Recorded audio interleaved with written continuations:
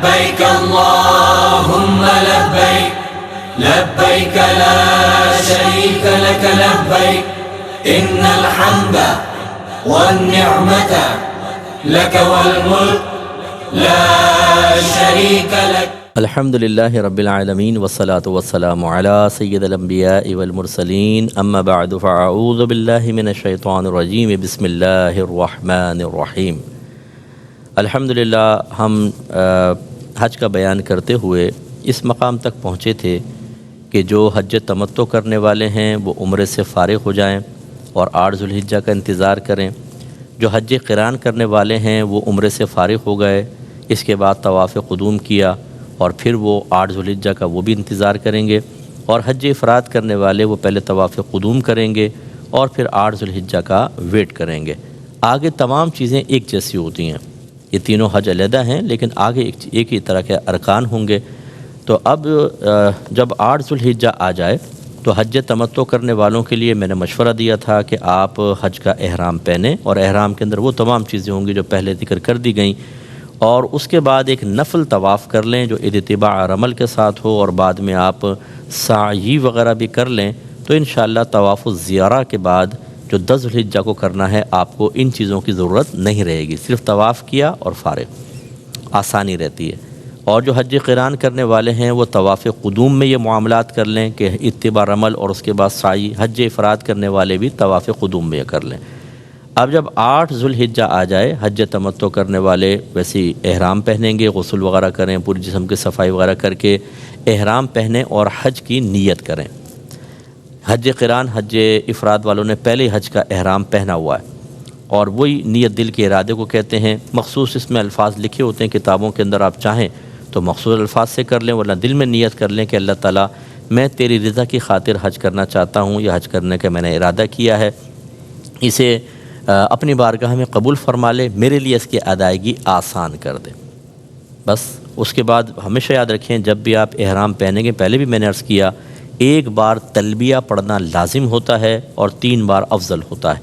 تو اس لیے پھر آپ لبیک اللہم لبیک جیسے احرام کی نیت کریں گے یہ پڑھیں، اور 3 دفعہ مرد بلند آواز میں اور عورتیں آہستہ آواز میں. اور اس کے بعد اگر آپ میرا مشورہ مانیں تو اپنی فیملی کے ساتھ نفل طواف کر لیں اگر ٹائم مل جاتا ہے، اور اس میں سعی وغیرہ کر لیں. آج 8 ذوالحجہ کو جب سورج تھوڑا بلند ہو جائے تو آپ نے مینا کی طرف جانا ہے.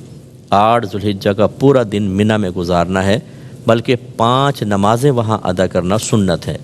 8 کو ظہر، عصر، مغرب، عشاء اور اگلے دن کی فجر. اور اگلے دن کی جب فجر ہوگی تو آپ جانتے ہیں، معلوم ہے آپ کو کہ 9 ذوالحجہ سٹارٹ ہو جائے گی. اس کا مطلب ہے 8 کو آپ وہاں پہنچیں گے، 9 تک وہاں رہیں گے. یہ 5 نمازیں سنت کریمہ ہیں، اور مینا میں اس پورے دن میں قیام حتیٰ کہ طلوع فجر تک یہ بھی سنت کریمہ ہے. لہٰذا یہ چونکہ سنت ہے اس لیے اگر ترک ہو گیا کسی وجہ سے تو کوئی گھبرانے کی حاجت نہیں ہے. بعض اوقات ایسا ہوتا ہے کہ بعض لوگوں کو جو خیمہ ہے وہ مینا سے باہر مزدلفہ کے اندر لگا ہوتا ہے، یہ پرابلم ہوتی ہے. تو ایسے لوگ اگر ہوں تو لڑائی جھگڑا نہ کریں. کوئی ہوتے ہیں مسائل، جگہ تنگ ہوتی ہے تو بعض اوقات باہر آپ کو جگہ ملتی ہے، اس میں یہ ہے کہ آپ جا کے نمازیں مینا کے اندر ادا کر لیں. 5 نمازیں چلو سنت کے تھوڑا بہت آپ جتنی دیر آپ نماز ادا کریں گے اتنی دیر آپ کو گویا کے اندر اسٹے مل جائے گا. لیکن ہو تو تھوڑا مشکل ہے کیونکہ دوسروں کے خیموں میں تو آپ داخل ہو نہیں سکتے اور جگہ بڑی کنجسٹ ہوتی ہے، رش بہت زیادہ ہوتا ہے. لیکن بہرحال موقع مل جائے تو تھوڑا سا وقت وہاں گزار لیں سنت کے قصد و ارادے سے. اگلے دن کی فجر کے بعد آپ کو پھر عرفات کے لیے روانہ ہونا ہے. اس میں بھی مسئلہ یہ ہوتا ہے کہ ابھی آپ نے فجر پڑھی نہیں کہ آپ کے معلم کے آدمی شور مچا دیتے ہیں کہ چلو چلو چلو جی نکلیں بسوں میں بیٹھو. تو بعضوں کی تو نمازیں قضا ہو جاتی ہیں. فجر کی نماز جا کے پہلے بس میں بٹھا دیتے ہیں، فجر سے پہلے شور مچا کے وہاں بٹھا دیتے ہیں. نہ وضو ہوتا ہے نہ کچھ، کیونکہ آدمی گھبرا جاتا ہے، پریشان ہو جاتا ہے.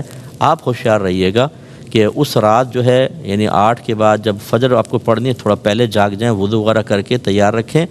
اور اگر فرض کر لیں آپ کو زبردستی گاڑی میں بٹھا بھی دیتے ہیں تو پھر آپ کو چلتی گاڑی میں نماز پڑھنی ہوگی اگر اترنے کا موقع نہ ملے. لیکن ہمارا اگر مشورہ مانیں تو آپ خیمے میں رہیں، ادھر ادھر ہو جائیں، چاہے وہ آپ کے بغیر نہیں جا سکتے. گنتی پوری کریں گے سب کی پھر وہ جائیں گے، ورنہ معلم پکڑا جاتا ہے. تو فجر وہاں پہ سنت کے مطابق ادا کر کے پھر ہی آپ گاڑی میں بیٹھیں، یہ بیسٹ ہے. اچھا، جو گاڑی میں جانا چاہے. اب اگر کوئی پیدل جانا چاہے مینا سے عرفات تک، تو ترتیب یہ ہے کہ پہلے منی ہے، پھر بیچ میں مزدلفہ آتا ہے، یہ بڑا لمبا ایک ایریا ہے، اس کے بعد پھر آپ عرفات تک پہنچتے ہیں۔ تو اگر کوئی پیدل چلنے کی طاقت رکھتا ہو تو پیدل جائے، یہ افضل ہوتا ہے، لیکن ہاٹنس بہت زیادہ ہوتی ہے، راستہ بہت گرم ہوتا ہے، اس لیے ہمت ہو تو کریں، اور خاص طور پہ جب آپ کے ساتھ فیملی ہوتی ہے تو پھر آپ چلیں، فیملی کے ساتھ گاڑی میں بیٹھ جائیں، لیکن یہ بھی ایک صبر آزما سفر ہوتا ہے، کیونکہ اسٹک ہو جاتی ہیں گاڑیاں، ویسے تو ایئر کنڈیشن ہوتا ہے لیکن آہستہ آہستہ چل رہی ہوتی ہیں، طبیعت میں بعض اوقات شیطان ملال پیدا کرنے کی کوشش کرتا ہے، تو نو کمنٹس، بالکل ہونٹ بند، اللہ کی رضا کی خاطر بالکل سکون سے، ٹھیک ہے نا، بعض اوقات آدھا گھنٹہ تک بس کھڑی رہتی ہیں، یہ بھی ہوتا ہے، کوئی مسئلہ نہیں ہے، اللہ کی رضا کی خاطر کریں، اور اگر پیدل جانا چاہیں تو پیدل جائیں۔ آپ 8 کو یہاں پہنچے، آپ نے ظہر عصر یعنی منی میں پہنچے تھے، ظہر عصر مغرب عشاء، اگلے دن کی فجر پڑی، 9 سٹارٹ ہو گئی، اب 9 کو آپ پہنچ رہے ہیں میدان عرفات میں۔ یہ میدان عرفات میں ٹھہرنا وقوف عرفہ کہلاتا ہے، اور یہ حج کا رکن اعظم ہے، یعنی پہلا فرض یہ ہے، اور دوسرا طواف الزیارہ، یہ 2 فرائض ادا کرتے ہیں آپ حاجی ہو جاتے ہیں، اور خاص طور پہ یعنی حاجی تو آپ یہیں سے ہو جائیں گے، وقوف عرفہ میں پہنچ گئے، چاہے قصد و ارادے سے پہنچیں یا کوئی راستہ بھٹک کے وہاں پہنچ کے حالت احرام میں اسے پتہ ہی نہیں کہ میدان عرفات ہے، حتیٰ کہ اگر بے ہوش کو وہاں لا کر ڈال دیا حاجی ہو جائے گا۔ تو آج آپ ظہر کے ٹائم تک، زوال کے وقت تک یا ظہر تک وہاں پہنچ جائیں گے۔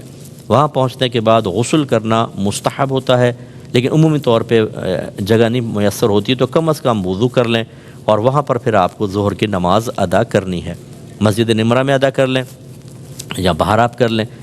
یہ یاد رکھیں کہ فقہ حنفی کی روشنی میں میدان عرفات میں ظہر اور عصر کو ملانے کے لیے حاکم اسلام کی موجودگی شرط ہے، کہ اگر حاکم اسلام نماز پڑھا رہا ہو تو 2 کو ملائیں گے، اور ویسا نہیں آپ منفرد طور پہ پڑھ رہے ہیں تو ہمارا مشورہ یہی ہوگا، بحث بھی نہ کریں کسی سے، آپ لڑیں جھگڑے نہیں، بہت سے ملا کے پڑھ رہے ہوں گے، آپ ظہر کو ظہر کے وقت میں پڑھیں اور عصر کو عصر کے وقت میں پڑھیں، ٹھیک ہے، یہ کر سکتے ہیں۔ آپ ظہر کو ذرا آگے کر لیں، جب عصر کے وقت شروع ہونے لگے اس سے آپ 10 منٹ پہلے ظہر ادا کر لیں، تھوڑی دیر بعد ہی عصر شروع ہوگی، پھر آپ عصر کی نماز پڑھ لیں، بظاہر یہ دونوں نمازیں مل جائیں گی، متصل ہوں گی، لیکن اپنے اپنے وقت کے اندر۔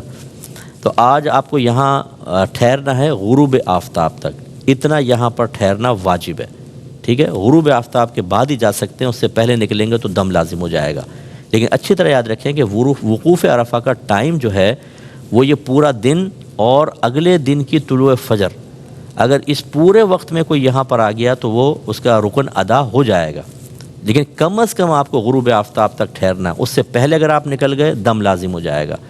تو اگر کوئی خدا نخواستہ آپ غلطی سے غروب آفتاب سے پہلے نکل گئے نا تو دم لازم، لیکن اگر آپ دوبارہ آ جائیں حدود عرفات میں تو دم ساقط ہو جائے گا، معاف ہو جائے گا۔ تو کبھی خدا نخواستہ ایسا ہوتا ہے بعض اوقات کہ جلدی نکال دیتے ہیں، یہاں بھی وہی مصیبت ہوتی ہے کہ غروب آفتاب سے پہلے شور مچا دیتے ہیں، چلو چلو چلو، آپ کو بسوں میں لا کے بٹھا دیں گے، اور اگر آپ غروب آفتاب سے پہلے بیٹھ گئے اور وہ حدود عرفات سے بس باہر نکل گئی تو آپ پہ دم لازم ہو جائے گا۔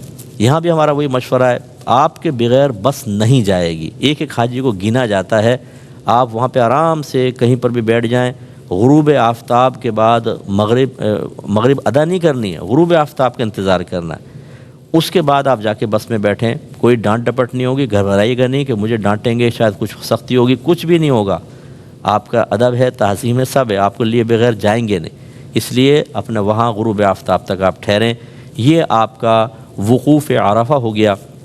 اور یقین رکھیے کہ آپ گناہوں سے ایسے پاک و صاف ہو گئے جیسے آج ہی اپنی والدہ کے پیٹ سے پیدا ہوئے ہیں، کیونکہ جو میدان عرفات میں آ گیا تمام حقوق اللہ میں کی گئی کوتاہیاں معاف ہو جاتی ہیں۔ ایک حدیث کے مطابق نبی کریم صلی اللہ علیہ وسلم میدان عرفات میں تشریف لائے تو اللہ تعالیٰ کی بارگاہ میں عرض کیا، رب کریم میری امت کو بخش دے، دعا مانگی تو اللہ تعالیٰ کی طرف سے پھر آپ کو بشارت دی گئی کہ جو آپ کا امتی یہاں پر آیا میں اس کے تمام اپنے حق میں کی گئی کوتاہیوں کو معاف کر دوں گا، یعنی بندوں کے کوتاہی ظلم معاف نہیں ہوں گے۔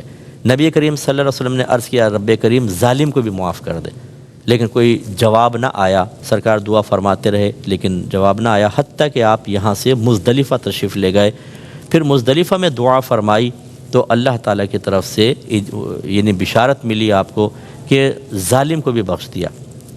اس وقت نبی کریم صلی اللہ علیہ وسلم مسکرائے تو شیخین کریمین سیدنا صدیق اکبر و عمر فاروق رضی اللہ تعالیٰ عنہما نے عرض کیا رسول اللہ ہمارے ماں باپ آپ پہ قربان ہو جائیں، آپ کیوں مسکرائے؟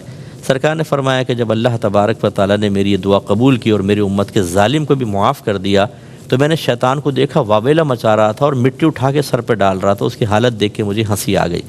اس کا مطلب ہے میدان عرفات میں جو اللہ کے حق میں کوتاہی کی وہ سب معاف، اور مزدلفہ میں جو حقوق العباد میں کوتاہیاں کی ہیں وہ سب معاف، اور آپ گناہوں سے بالکل پاک و صاف ہو جائیں گے، صغیرہ کبیرہ ظاہری باطنی ہر قسم کے گناہ۔ یہ یقین رکھنا چاہیے، بشارت ہے، لیکن ایک خوف بھی ہونا چاہیے۔ ہو سکتا ہے آپ کا حج قبول نہ ہو سکتا ہے جن پیسوں سے آپ نے حج کیا وہ مشکوک پیسے ہوں یا خدا نہ خواستہ حرام پیسوں سے، تو پھر تو مقبول ہی نہیں ہوتا۔ تو ڈرنا بھی چاہیے اللہ تعالیٰ کی بارگاہ میں۔ دوسری اس میں وضاحت ضروری یہ ہے کہ اگر آپ کے میدان عرفات میں حقوق اللہ معاف ہوئے ہیں تو اس کا مطلب یہ نہیں ہے کہ جو قضا نمازیں آپ نے کی ہیں وہ معاف ہو گئیں، اس کا گناہ معاف ہوا ہے۔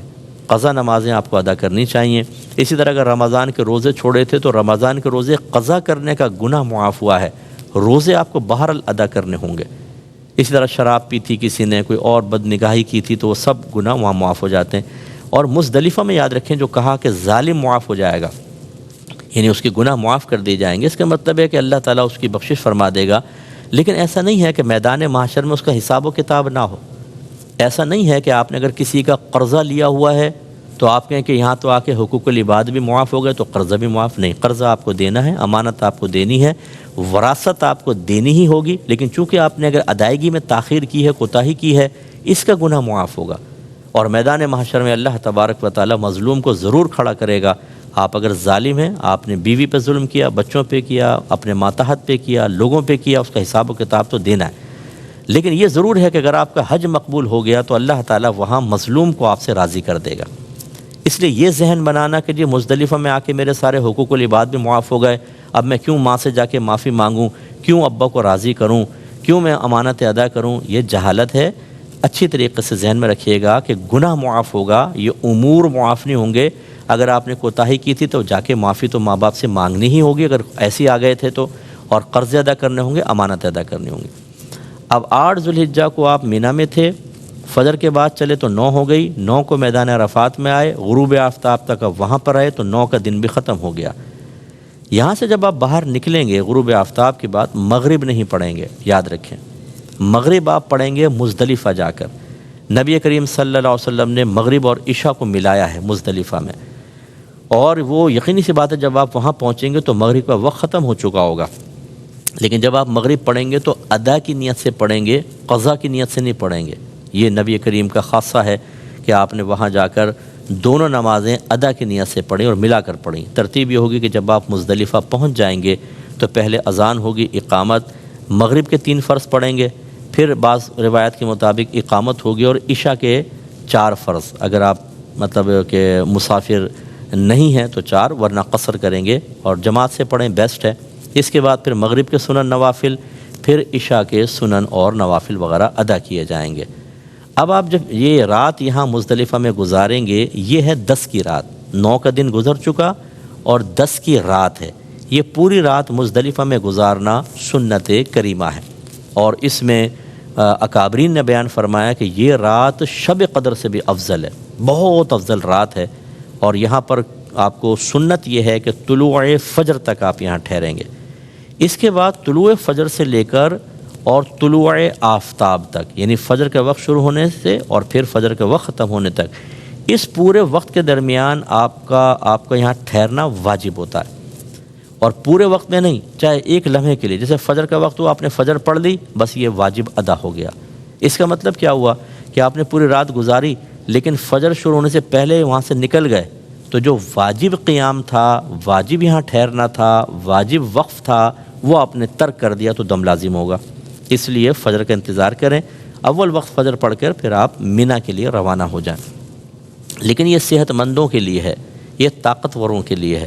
اگر فرض کر لیں کہ کوئی ضعیف خاتون ہیں، کوئی بیمار ہیں، بچے ہیں، عورتیں ہیں کہ وہ زیادہ رش کو برداشت نہیں کر سکتیں، تو وہ فجر سے پہلے بھی جا سکتے ہیں۔ اور یقینی سی بات ہے اگر آپ صحت مند ہیں، آپ والدہ کی لیکن ویل چیئر چلا رہے ہیں کیونکہ وہ بیچاری ضعیف ہیں، کمزور ہیں، تو پھر آپ کے لیے بھی شرعی عذر بن جائے گا، آپ بھی طلوع فجر سے پہلے نکل سکتے ہیں۔ اب یہ تو نہیں کر سکتے نا کہ والدہ کو کہیں آپ ویل چیئر لے کے نکل جائیں اور میں بعد میں آؤں گا کیونکہ میرے لیے واجب ہے، تو بہتر تو یہ ہے کہ اول وقت میں فجر پڑھ لیں تو زیادہ بیسٹ ہے، لیکن اگر پہلے نکل جاتے ہیں عورتیں بچے وغیرہ، ان پر کوئی دم لازم نہیں۔ اچھا پہلے کیوں نکل جائیں؟ وہ پہلے اس لیے نکل جائیں، نبی کریم صلی اللہ علیہ وسلم نے حضرت سعودہ بنت زمعہ رضی اللہ تعالیٰ عنہ کو خاص اجازت مرحمت فرمائی، ایسے حضرت عبداللہ بن عباس رضی اللہ تعالیٰ عنہ فجر سے پہلے نکل گئے تھے، اور یہ روایات موجود ہیں کہ سرکار نے اجازت مرحمت فرمائی عورتوں بچوں کو فجر سے پہلے چلے جائیں۔ کیوں چلے جائیں؟ کیونکہ رش بہت زیادہ ہو جاتا ہے۔ یہ جتنا بھی حاجی، اگر 25 لاکھ حاجی ہے، یہ سب کے سب آج مینا میں پہنچیں گے اور کنکری مارنی ہے، رمی کرنی ہے۔ آپ اندازہ کریں کس قدر رش ہوگا، زبردست قسم کا۔ تو اس لیے یہ آپ ذہن میں رکھیں۔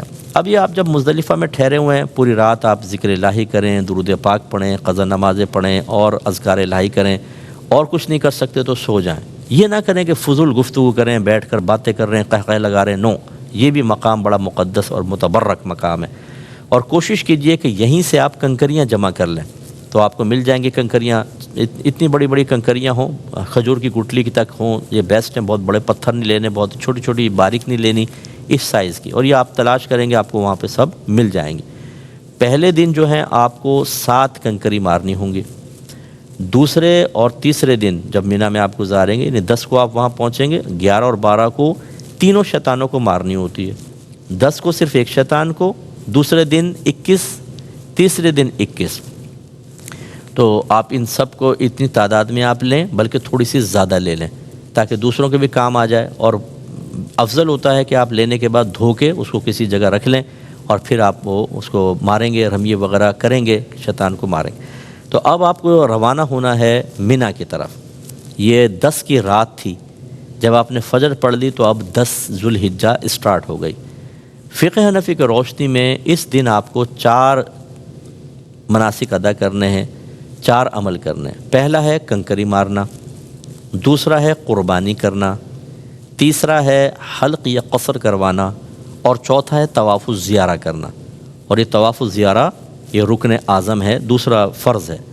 اور یاد رکھیں آپ جب وقوف عرفہ سے آپ نکل گئے تو جب تک طواف الزیارہ نہ کر لیں بیویاں حرام ہوتی ہیں انسان کے اوپر، یہ یاد رکھیں۔ طواف الزیارہ سے پہلے زوجہ حلال نہیں ہوتی، اس لیے یہ آپ کو کرنا ہوگا کہ اب آپ وہاں پہنچ کر یہ 4 کام بالترتیب کریں گے، اور انشاءاللہ ان چاروں کی تفصیل اور پھر بقیہ جو مسائل ہیں وہ اگلے پروگرامس میں ذکر کروں گا۔ اللہ تعالی ہمیں سمجھنے، سوچنے، یاد رکھنے، دوسروں تک پہنچانے کی توفیق عطا فرمائے، آمین۔